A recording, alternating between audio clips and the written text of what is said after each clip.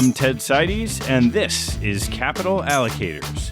This show is an open exploration of the people and process behind capital allocation. Through conversations with leaders in the money game, we learn how these holders of the keys to the kingdom allocate their time and their capital. You can join our mailing list and access premium content at capitalallocators.com. All opinions expressed by Ted and podcast guests are solely their own opinions and do not reflect the opinion of Capital Allocators or their firms. This podcast is for informational purposes only and should not be relied upon as a basis for investment decisions. Clients of Capital Allocators or podcast guests may maintain positions in securities discussed on this podcast. With 8 years and over 500 podcasts under my belt, I'm often asked to recommend my favorite episode. But I can't really answer that question. I feel like I have 500 children and don't think I've disowned a single one. So when asked, I usually offer up a great recent episode to get a listener started. Finding the best episodes in a big library of content isn't easy, so we thought we'd help. Each summer going forward, we're going to share our best. Over 7 weeks, we'll replay conversations curated from our favorites and yours, excluding those from the last 12 months. Our 2025 summer series focuses on CIOs. We're blessed to have an incredible library of long shelf life content, and we just couldn't pick 7. Instead, we'll share a dozen gems canvassing every type of institutional asset owner. This week's summer series is a multi-family office twofer with Stan Miranda, co-founder and chairman emeritus of Partners Capital, and Jenny Heller from Brandywine. Both firms started as multifamily offices that have evolved in different ways. Partners Capital has grown and scaled as a leading OCIO, while Brandywine has remained a boutique with a fixed set of family clients. Before we get to the interview, a quick announcement. We've set new dates for our Capital Allocators University for investor relations and business development professionals. Those dates are December 3rd and 4th in New York City. Later in the year is just a better time of year for this gathering. It's post-AGM season, travel starts to wind down, it's right before the holiday crunch time, and it's a great time for capital raisers to reflect on their previous year and plan for the year ahead. December 3rd and 4th in New York City.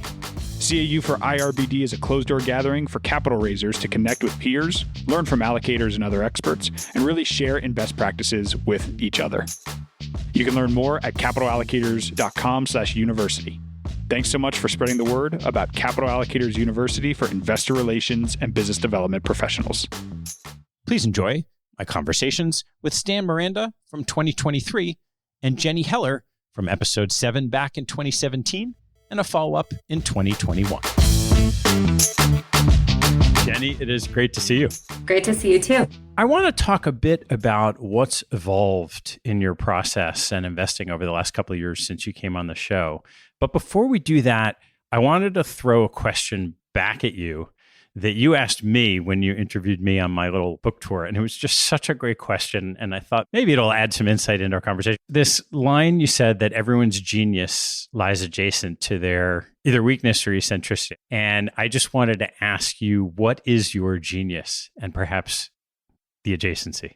I think my genius is probably that I still approach everything with a beginner's mind. And I think that's really critical for the way that Brandywine is structured, because everyone on my team is a generalist and we're often exploring things that are really unknown. But I think it's also really easy to get jaded when you've been an allocator for a long time. So I think having a beginner's mind allows me to connect the dots sometimes across asset classes or in unusual ways. It allows me to keep fresh and love my work.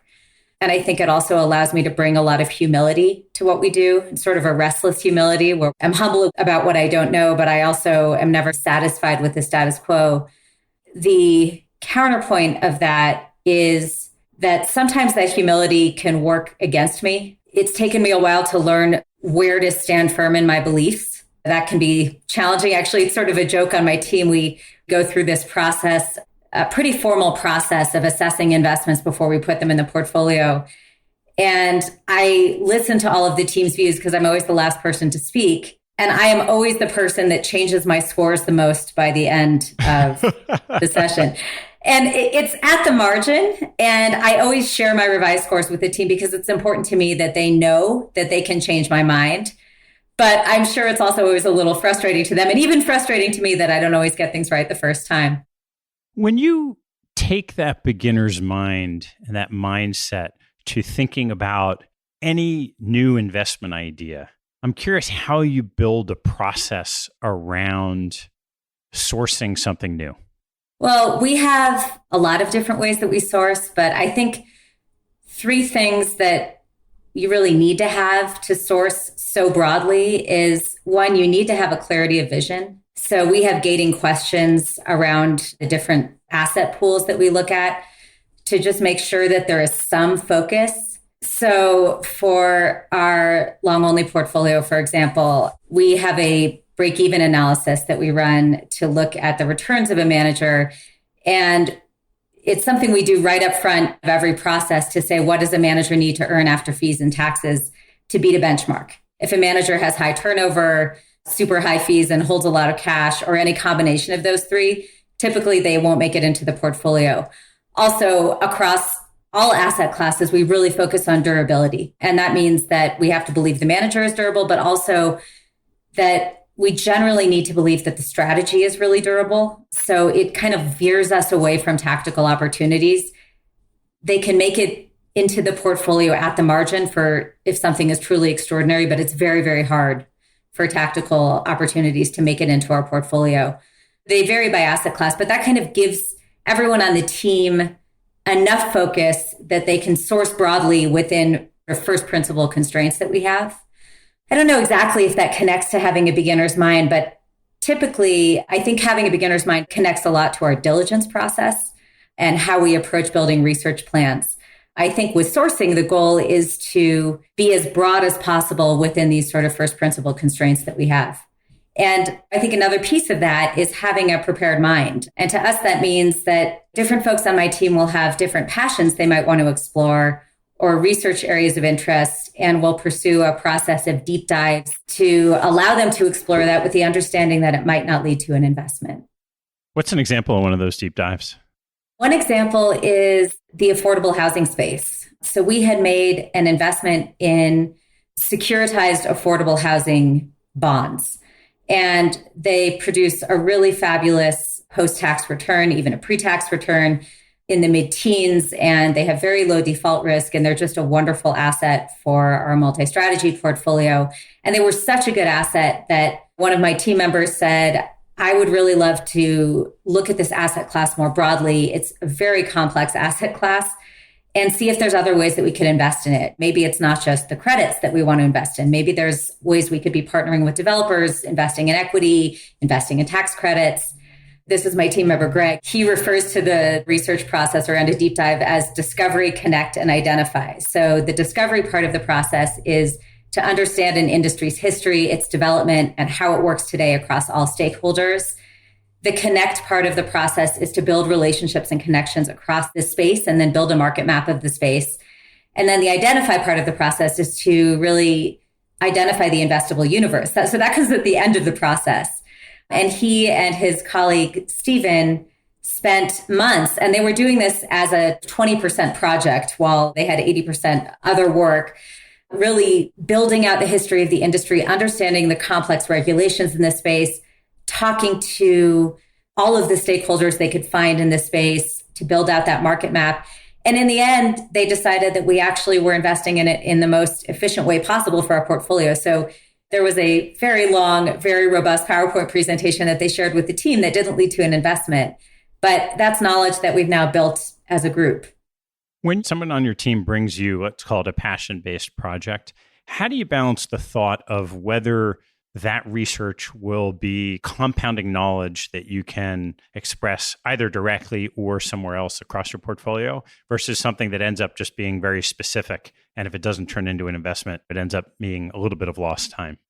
There's always a risk of losing some time doing these projects, but typically we're having a discussion that unfolds over many months. So it's not just, hey, Jenny, I have this great idea. I'm going to go pursue it. It's, this is interesting to me and here's why. And in this case, it's, well, it's a space with a lot of complexity to it. It's a space that has really interesting after-tax possibilities for us. We've already found one avenue that's appealing. So I think the interest came from a place of, with a fiduciary mindset of thinking there could be an investment at the end of this. And typically all of the deep dives we've done have had that framing around it. So I had two of my more junior team members did a deep dive into crypto, which did end up leading to a small investment. Another team member did a deep dive many years ago into the quick service restaurant space because there were some characteristics of that space that we thought were really appealing from a private equity perspective. So there has to be that initial hypothesis. And then beyond that, you have to limit the amount of these that you can do as a team at one time. So part of being both creative and disciplined, I think, is prioritizing very carefully as a team. And we have a process at the beginning of the year where we get together for a couple of hours and everyone on the team notes the deep dives that they might be interested in pursuing, not just in the next year, but maybe in the next couple of years. And then we'll talk as a team about which we think are the most fruitful to allow for that prioritization to occur. And it's typically folks are doing maybe one of these a year, maybe two. I don't know if there's anything more topical in the deep dive area than crypto. So why don't you take me through when you started that work, what the work was like in that deep dive and how it evolved? It was a 2021 project for us. I had actually developed sort of a loose interest in the space a couple of years ago. When I say loose interest, I was listening to a lot of Patrick O'Shaughnessy's wonderful podcasts in the space, and it tickled my interest that it was this completely new asset class. It seemed like it might have a really big TAM. There was just new ways of thinking about and using technology, and it was attracting some really smart players. And I wouldn't say that at the time, the rest of my team were true believers. I wasn't even a true believer at the time, but no one really took up the mantle in wanting to explore it deeper. The team has evolved a little bit since then in terms of interests, and in some cases, in terms of the folks that have joined the team. Two senior associates mentioned at the beginning of the year that they both had an interest in pursuing crypto as a passion project. And I was all for it because, again, it still seemed like one of those areas that was really ripe with possible opportunity, also with risk. And I think we made it very, very clear that no one on the team knew much about it, and it was a completely new language. So a lot of the process initially was them gathering information, looking at primers, pulling them together, speaking with folks throughout the ecosystem in that discovery process to just help us understand as a team what the market structure looked like, what the technology looked like, what some of the risks were, why we might be interested in pursuing this. And I think, again, this concept of decentralized trust and using a reliance on mathematical guarantees to remove agency issues held a lot of appeal to me, held some appeal to the team. Then thinking about the use cases started to interest the team more. So understanding that there's actually these real use cases that have been developing around next-gen payments, around DeFi, around different ways for creators to monetize their assets, thinking about it as Web 3.0, just this completely different technology where you don't even know where it's going to go. That interested the team a lot more than thinking about crypto as a store of value and thinking about the Bitcoin case, which I think is where everyone started. As that was happening, a very large, well-respected manager happened to raise a fund. So that sort of fast-forwarded our deep dive into an actual investment process. And we pulled, at that point, a more senior member of the investment team who has a real interest in fintech and was a skeptic on crypto. But I thought that would be a really interesting combination because it is so deeply tied to what's going on in fintech. And I thought her skepticism would be really welcomed with my two younger colleagues who were really pretty gung-ho. And we ended up pursuing a small investment in the space at the end of that process, understanding that there's just huge unknowable risks around regulation, around the investment in tokens and their volatility, around how you're owning something and what you actually own, and the high correlation between assets. But we just decided that this was like the internet in the 1990s, and we had to dive in at some small level to really fully understand what we didn't know and also see if there's real opportunity here. How do you decide to balance how much you want to learn about that space, or in this example, identifying a venture capitalist that you're comfortable with to take advantage of what might be a big opportunity for you? Well, our bias is always that we invest through managers. I was going to say that we're the dumb money. And I recognize that's maybe not a popular thing to say, but I think I actually will use that term because I think it speaks to the humility that we need to have in our seat. We are not experts in many things. I think we are really, really good at picking people to partner with and helping to uncover what they do well and whether we think they're playing an easy or a hard chess game. So that's always the bias. And I think with crypto, it was never even a thought in our minds that it's something we would own directly. We do own certain assets directly in our portfolio, but it's always through some sort of a co-investment concept. When you get to the point where you are today, you've made an initial investment. You said it's small. How do you think about that space from here going forward? It's actually one of the biggest challenges in my seat is making small investments, or we make them as a team, and then really trying to use those investments as tools to something bigger. Because for us, if we make, let's say, a $10 million or less investment in a fund, that's really what I would call a venture size investment for us. And it is an investment where you're acknowledging that there's a lot of risk, that you might, there is that risk of permanent capital loss to some degree, but you're also hopefully doing that with the belief that there's enough upside potential that that investment alone could be somewhat meaningful. But really, it's with the hopes that you can start to stack those investments on top of each other. And I think the reality of venture, which is where we tend to write the smallest checks by far, is you're always constrained. You're constrained by the risk, or you're constrained by the manager not giving you the allocation that you want, because the best managers do tend to really limit their fund sizes dramatically in that space. When we're making little investments in venture, it's not with the belief that one day we're going to be writing a $30 million check to a fund, because it's just not realistic. It's a space where you have to place more bets. But there's other times where we'll make small investments, not that small, but let's say half-size investments in our hedge fund portfolio or our long-only portfolio, where it's really with a pathway in our minds that over the next 2 years, we're going to grow that to a full position. And there we have really specific, what we call KPIs, or key diligence indicators, that we're using to create that pathway for growth. What are those KPIs, given that you can imagine you're giving money to someone, you're getting to know them better, and ultimately they're going to deliver performance or not? So how have you mapped out those KPIs that help you understand when you want to get to a more full-size position? Well, it looks really different depending on the opportunity. But again, from sort of a first principles basis, we're typically testing some initial assumptions. So one assumption that we might be testing is the manager playing an easier chess game, which we thought they were? So that might be, is the sector as uncompetitive relative to other sectors as we thought? Or if tons of market participants came into the space, that might be something that would destroy that hypothesis for us. Another hypothesis we might be testing would be, does the manager have any unique advantages? So we might say, we think they have a particular informational advantage or analytical advantage in underwriting this asset class. And there's a number of KPIs that might fall out of that in terms of the accuracy of their decision-making, not necessarily on an outcome basis, but on a process basis. Because of course you can't control what the market's going to do, but just looking at the depth of their research, and does that meet our expectations? And are they asking the questions in the way we thought they might ask them? Are they using the tools to get those questions and answers that we thought?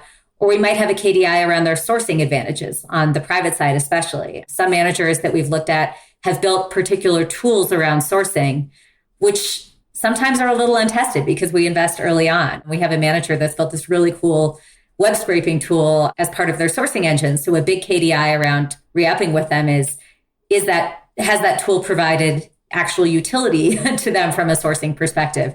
So it really can vary manager to manager, but it's typically around testing their process and testing our hypotheses around their process and the strategy itself, as well as, of course, the team. So over the years you've been doing these deep dives, what's the prototypical example you hold up of one of these that turned into something very meaningful for your portfolio? Well, I'm going to use a recent example because I think the process has been very robust. I actually don't know if it's going to be meaningful yet. I mean, I would say our QSR deep dive did lead to a meaningful investment for us. Affordable housing came out of a meaningful investment, but insurance is a space that we're looking at now. And it's sort of a hybrid deep dive meets actual underwriting process. But I'm calling it a deep dive because one of my colleagues has been looking at the space since 2015. Actually, I was looking through our notes because we're doing active work on it now, and it amazed me that he had a real interest in the space and a lot of aspects of the space too. I mean, at one point we looked at life settlements. Now we're focusing on the Lloyd's market. But he's really taking this on as just a side project over the years, understanding that, at least with the part of the market we're focused on now, the pricing environment has been pretty horrific for a number of years. And actually, the managers he'd gotten to know in the space as part of his initial deep dive really were high integrity enough to say to him, this isn't a good time to invest. But there are a lot of aspects of the space that still appeal to us. So what's happened in that space is we got a call from a manager saying the pricing environment has moved from sort of a soft market to a hard market, frankly, for good reason, because there's been a lot of risks that have popped up in the space. It might be an interesting time to take a look. He's been able to use a lot of the research he did initially to dive in, not necessarily at the beginning of a process, but starting from a midway point, but understanding that there's tremendous work to be done in understanding the asset class. So just in 2021, he and his colleague have done 22 meetings and calls across the ecosystem just to get to understand the space. They have mapped out the market dynamics of the space at a very deep level, understanding solvency ratios and the capital base of the space, the growth of the market and what that means, terms and pricing environment and what that looks like, what large risks exist and what impact might that have on a portfolio, the existential risks that exist, understanding the syndicate structure, you name it, as well as now really diving deeply into firm and team and how they do their diligence, how the manager themselves do their diligence, and what the returns look like on a post-tax basis for us. And I think there is the potential here for this to become really a core part of our hedge fund portfolio. It's controversial internally because it's not an easy space to underwrite. But I think the work that's been done over the past 5 years have really allowed our colleague to educate me and the rest of the team incredibly successfully on what this space looks like. And it's really hard for us to find assets that are relatively uncorrelated and provide liquid-ish, not super liquid, but not 10-year lockup illiquidity that provide the post-tax returns that we look for. We have a pretty high bar for our hedge fund portfolio.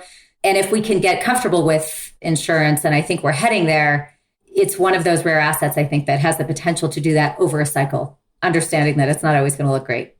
You mentioned in that description how it could be a meaningful part of your hedge fund portfolio. And I'm curious how you balance these deep dives with the strategic way you think about managing the whole pool of capital for your clients.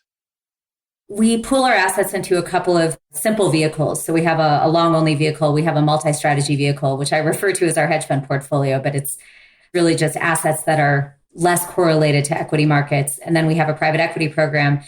Typically, at the beginning of a deep dive, we'll have a pretty good sense of where in the portfolio something might fit. In the case of insurance, we knew from the get-go that if we could make it work from a structuring perspective in our hedge fund portfolio, that's where we'd want it to live because of the characteristics of the returns and because, frankly, we have a really, really high bar for returns in our private equity portfolio. And it's typically a lot easier to find things that find that high bar, but insurance was a little bit marginal in terms of meeting the returns of our private equity portfolio. Typically, those are questions that we can answer on the front end of a deep dive. So with quick service restaurants, the example I gave, we were really looking at that as a private equity opportunity, but understanding that the public comps would be an interesting way for us to learn about the industry. And of course, with anything private we do, we're always looking at the public comps to make sure that we're getting paid an illiquidity premium for being invested on the private side. Otherwise, there's no point. For crypto, actually, that's an interesting one.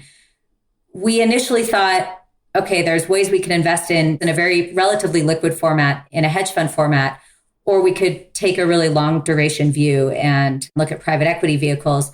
And I think relatively quickly, we came to appreciate that the trading strategies were not a good fit for us. And I do think, by the way, people can make fantastic money doing this, but we didn't really want to have our main bet be on the volatility of the asset class, that the high degree of trading in the strategy would be very tax inefficient for us.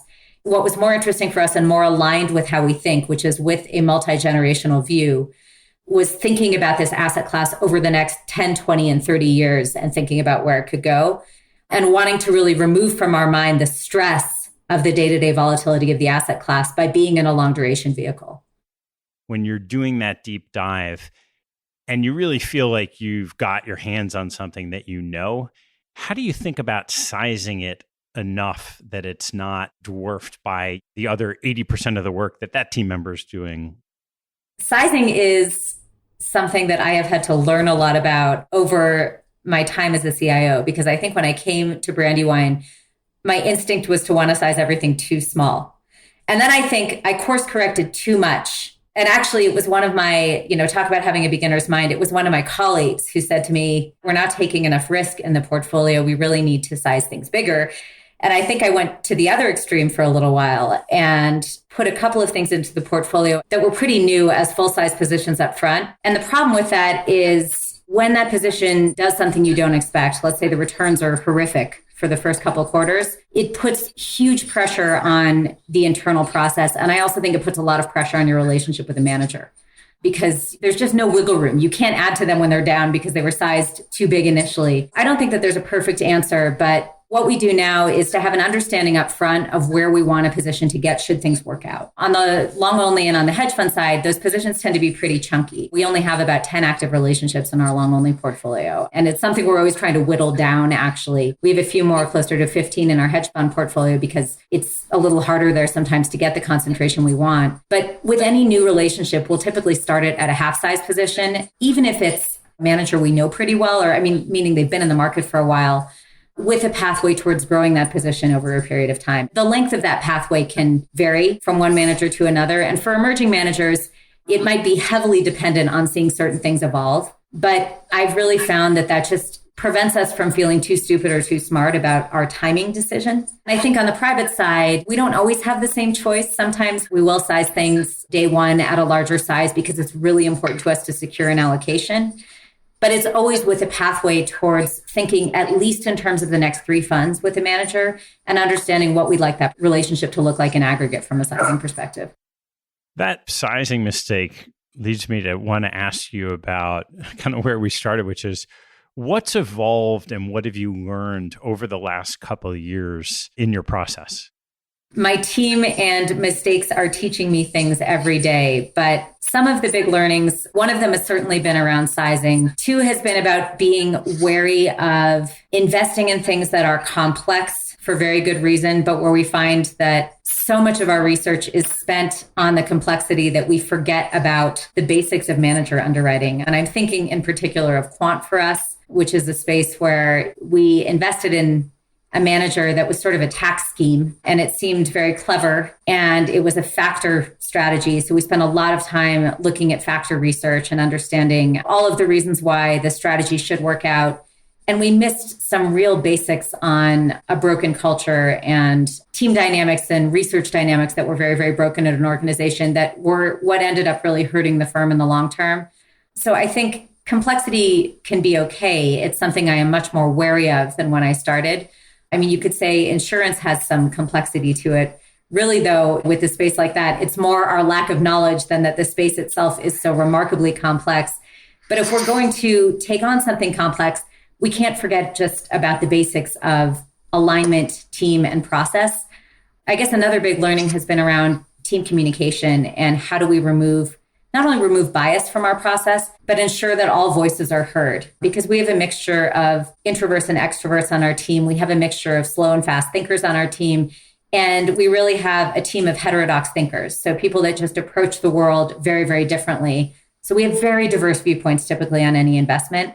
And that can be really, really challenging to manage. And frankly, when I started Brandywine, it wasn't something I had to manage initially, because it was me and then me plus 1 and then me plus 2. And those problems sort of develop over time. I think we've really refined how we communicate as a team. One of the things that a newer colleague recommended in the past couple of years was to bring on a second after what we call the early to midpoint, in our diligence process, which is our issue memo stage.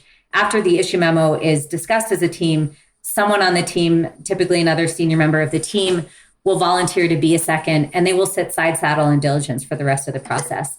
And this is to ensure that there's more buy-in on the team and that there's another check and balance beyond me to make sure that we're getting more perspectives. We also are really, really believers in using a framework at the end of our process where everyone on the team grades any investment we're doing on a series of criteria that's very, very specific to that investment on a scale of 1 through 5, not using the score 3, which is something we borrowed from Annie Duke, I believe, because we don't want everyone to just sort of sit in the middle. And then the associate who's part of running the diligence will lead a discussion around our frameworks, focusing on the areas of high dispersion among the team and the areas of low scores. And what that's allowed is for people, first of all, everyone on the team is able to express their views. But beyond that, it moves the conversation away from I like, I dislike, I feel good about this, to a high degree of specificity around what people actually like or dislike about an investment. It makes the decision-making process feel very data-driven, even if it's qualitative data. And it makes us get really, really specific about what we think is strong or weak about a manager. It's something we've had in place for a while, but I think it's evolved at the margin. The whole team speaks the language of these assessments now. And it's not, the grade at the end of the day doesn't determine outcomes. But I think that's been a big learning. The final learning would be just understanding that you might need different team members on your team as your team evolves. So when I started Brandywine, I think I had a bit of a higher tolerance for arrogance, might not be the wrong word, but I wanted to hire high energy folks that were jacks of all trades. I think there is a degree of arrogance that can be attached with that. I think it can be really helpful when you're building an organizational structure, because those are often the folks that have super creative ideas and a willingness to run through walls. There's a real entrepreneurial quality to that.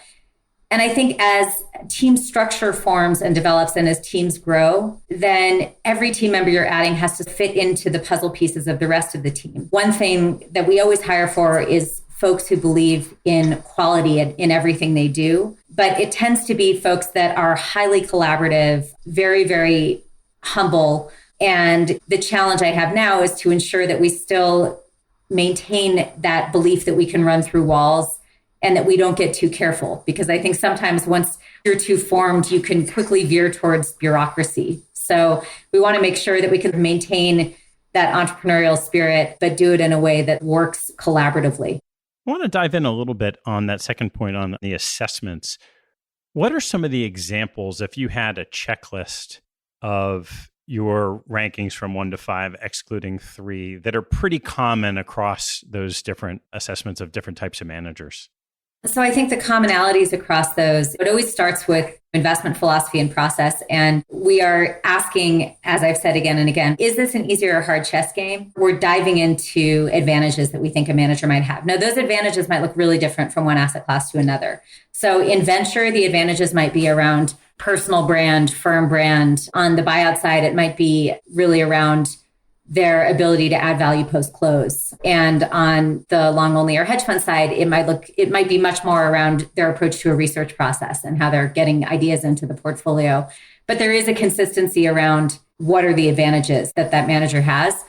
There's a lot of similarities around team and process, big focus on judgment, commercial instinct, and then what is the manager's ability to lead and manage a team, assuming that they have one. In some cases, that's less relevant. And then how well is that team structured for the strategy itself? Has that team worked together through a cycle? If not, why do we think that's okay? And finally, how is that team incentivized? There's also a lot of similarities across how we think about business structure, which really is typically, again, around alignment, around size of opportunity set relative to size of fund, and then thinking about a lot of the blocking and tackling that goes on in running a fund as well. There's a lot of similarities there. I was wondering if we could peel a layer a little bit off of the diligence process and maybe just walk me through the aspects of the process that gather the information that ultimately goes into those assessment decisions.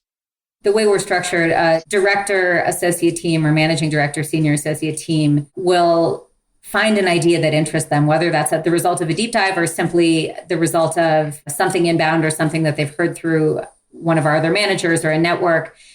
they'll take 1 or 2 meetings with a manager. And typically I'm meeting with my team multiple times a week. We have 2 weekly team meetings, and then I'm meeting with every director once a week separately, even while we're on Zoom now. And so we're always discussing ideas at a pretty nascent stage at some level. But when it's really brought to the team, and typically when I'm stepping in and when other people on the team are stepping in, it's after 1 or 2 meetings with a manager and maybe 2 to 5 reference calls. So we do reference calls really at the early end of our process because we find that that's just an incredible way to start building a mosaic. And after that is, when we're writing our issue memo. So that's a maybe 3 or 4 page memo that's not only shared with the team to ask questions and it lays out sort of what the key diligence items are, why we think something is interesting. It's also shared with our investment committee at that point, and they have a 7-day period to respond with their questions. And then a research plan is built, assuming that at the issue memo stage, there's enough of an interest from the team to move on. And there typically is. Typically, things are at least progressing for a meeting or 2 beyond the issue memo stage.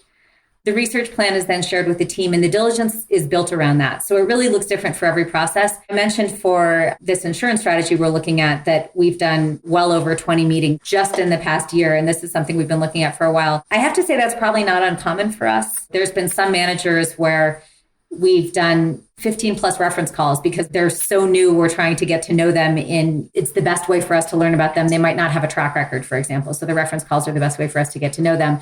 There's other processes, though, where we don't have that luxury, and we have to be much more selective in how many folks we can call and who we can reach out to because the manager constrains us. And we're able to prosecute both processes, but I think our preference is to do a lot of work on the front end to be easy investors once we're in. So when it comes to meeting the manager, it's typically meeting with everyone on the team independently. And that's usually multiple people on my team, at least listening in on those calls, meeting with folks from the back office, having multiple meetings with the PM or whoever's running the fund as well, until we parse through that research plan and make sure that we're answering all of our diligence questions.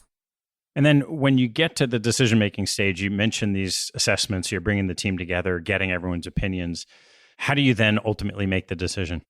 So the decision is ultimately between the director associate team and me. And it's most of the conversations at the very final stage are happening with the MD and myself. I am not a believer in consensus decision-making. So we aim to have a process that's highly collaborative where we can gather as many viewpoints as possible. The MDs hold themselves to an exceptionally high bar to really recommend that anything goes in the portfolio. So if they feel that there is a substantial question that has been asked by the team that they haven't answered, they are going to answer it to their own and the team's typically satisfaction before that manager gets in the portfolio. Or sometimes we'll acknowledge this is an unknowable that we're willing to live with and it will impact our sizing decision.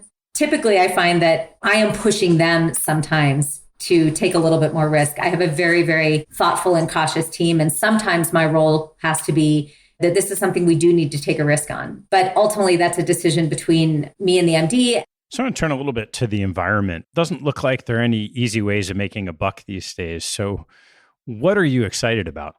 I'm not super excited about all that much right now. What I'm excited about is that we have oriented our portfolio for many years towards quality and towards businesses across the portfolio that can compound their earnings through a cycle and that have a lot of ways to win and some structural advantages. And these businesses typically trade at a premium on the public side. But I do think that given there's a lot of uncertainty around inflation, it's one of the better tools that we have, again, thinking long-term to protect against that. I also think that given there's probably equal risks, some might say towards deflation, given that we don't know what's going to happen with pandemic 3.0, 4.0, you name it. We don't know what's going to happen with China. We don't know what's going to happen with the regulatory and political environment. So to me, again, just orienting towards companies that are really durable and have, one of my favorite managers refers to it as customer experience compounding, meaning he loves investing in businesses that thrill their customers and have multiple ways to win and will compound on their own competitive advantages over time. And I love that as a framework. I think more tactically, I do think it's interesting that there are these little segments of the markets where insurance would be an example of a pricing environment that's turned really negative that ultimately might provide an interesting entry point. But the reality is, my hope is if we invest in an asset class like that, it can be for the long term. So it's hard for me to get too excited about that because there's going to be a time when we're investing into it and it's a less favorable pricing environment. What's evolved in your thinking about teams and culture with your managers? We talked about this a little bit during our last discussion, but I initially was very wowed by the rock star PM and the PM who was just brilliant, and it didn't really matter who they surrounded themselves with in some degree because you were just making a bet on them. I think this is more of an evolution than a revolution, certainly, but the team and I have probably become ever more focused on the cultural dynamics within an organization and how people engage with each other and trying to deeply understand that and understanding up front what dynamics might blow a firm up over time. And I think we haven't invested in a lot of blowups, but we certainly have seen high-level departures happen from time to time. With every one of those departures, typically they're unexpected, and typically it forces you to ask a question of what did I miss going into it. A recent example is there's a manager in our portfolio that was going through a very tough family circumstance and is going to choose to leave a firm because of that family circumstance. And there were red flags that were leading up to that. It's going to be fine, but it's one of these cases where we said, are there different questions we could have asked to these co-founders when this person was going through this to see how it might impact their ultimate decision-making around whether they want to be involved with this entity or not.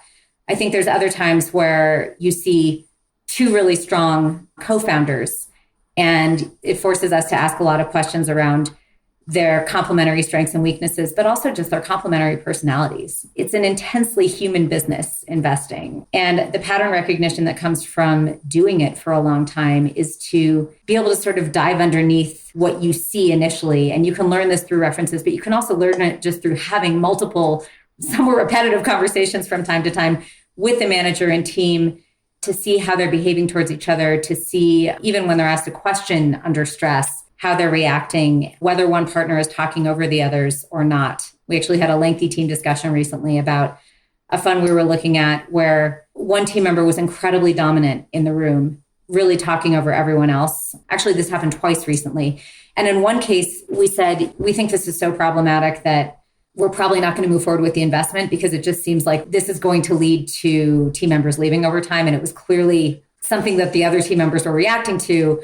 I think in the other scenario, it was a team that had known each other for a very, very long time. And typically the person was interjecting to pump up the rest of her team and make them look good. And, it was something that was noted to us by other people as a problem. And I think we said, maybe it's a problem, but this might just be a personality trait that the other folks who have known this person since college are really used to and really get. And it was pretty clear from the multiple conversations we had that it wasn't impeding the decision-making process, nor was it impeding the feeling of morale among the team. So I guess that's sort of a nuance, but maybe that's an evolution. Yeah, super interesting and subtle, very subtle along the way. Jenny, I want to take a chance to ask you a couple of closing questions, which it turns out are all new since you were last on the show. So what's your favorite hobby or activity outside of work and family? My favorite outdoor hobby is probably skiing. My favorite indoor hobby is reading. What's your most important daily habit? Singing and reading to my kids every night before they go to bed. Now, do those happen at the same time? I mean, the embarrassing thing is if there is a song within a book, I will actually make up a tune to it and sing it, which is sort of a humiliating thing to do, but my kids have gotten used to it now. So sometimes they do happen at the same time. What's your biggest personal pet peeve? People forgetting the humanity of others. I think that can show up in two ways. One, that they're just unkind to people. You're seeing that more and more in this day and age, unfortunately, or people treating others as if they're invisible. How about on the investment side, your biggest investment pet peeve? One would be misalignment, which is unavoidable, but something that drives me crazy every time I see it. And two would be when managers promise something and then 5 years later forget that they made those promises and do something else. Which two people have had the biggest impact on your professional life? One person I mentioned before and remains, Bill Peterson, my old boss, had a huge impact on my professional life. And David Patterson, who really took a huge chance on me when he hired me at Brandywine and has been incredibly patient with my learning over the years. Those are no-brainers. All right. What's the biggest mistake you've made and what did you learn from it? A life mistake that stands out would be almost failing out of my microeconomics class in college. What was the mistake? The mistake was that I had no idea how to study and I was too afraid of the teacher to ask questions. So I think one, After that class, I learned how to properly study. And I also learned that I really had to speak up when I didn't understand something, which is probably the biggest thing which has carried me through my life. What teaching from your parents has most stayed with you? Oh my goodness. There are so many. The few that come to mind would be, and I can't list just one because it would be unfair to them. One, that family comes first. Two, they've both lived their lives incredibly fully. My dad is 96 now and has just been a paragon of living life to the fullest. And then finally, the counterpoint of my pet peeve, they always remember the humanity of others and approach everyone with kindness. All right, last one, Jenny. What life lesson have you learned that you wish you knew a lot earlier in life? I wish I learned earlier to be more intentional with my time. It's a good one. Jenny, so much fun. Thanks as always. Thank you. It's been a pleasure, Ted. Thanks for listening to the show. To learn more, hop on our website at capitalallocators.com, where you can join our mailing list, access past shows, learn about our gatherings, and sign up for premium content, including podcast transcripts, my investment portfolio, and a lot more. Have a good one, and see you next time.